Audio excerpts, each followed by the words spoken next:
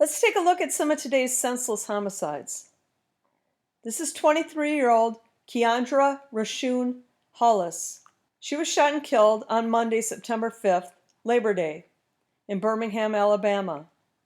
Just before 7 p.m., officers were dispatched to the 300 block of Martin Luther King Jr. Drive. Well, there we go.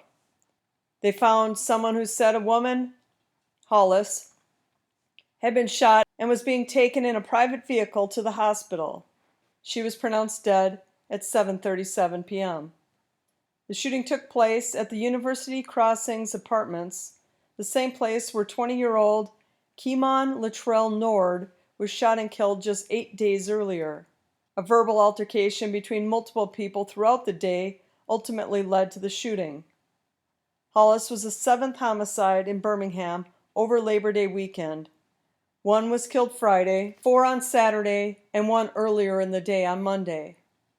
Another homicide was reported on Tuesday the following day. The city has seen 105 homicides so far this year and reported only 88 in all of 2020. This is 26-year-old Kaisean Marcell Tyler. He was shot and killed in Sioux Falls, South Dakota on September 5th. Just before 9 p.m., the 38-year-old suspect went to his ex-girlfriend's apartment to pick up some of his belongings and found Tyler and his ex in the bedroom. The two men got into a physical altercation, and the ex-boyfriend pulled out a gun and shot Tyler. Tyler fell to the ground, and the ex fired 3 more rounds into his back as the ex-girlfriend got on the floor and hid under a blanket.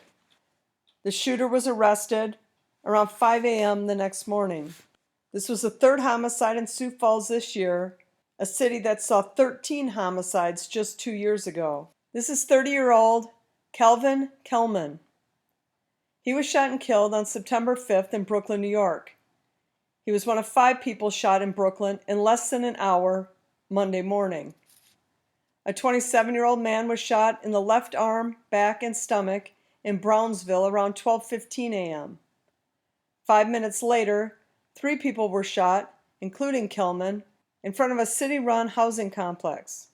Kellman was shot in the chest and pronounced dead at the hospital.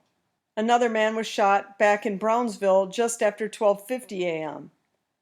No arrests were made in any of the shootings. Support this channel and pick yourself up some original crime-related apparel. Look for the link in the description.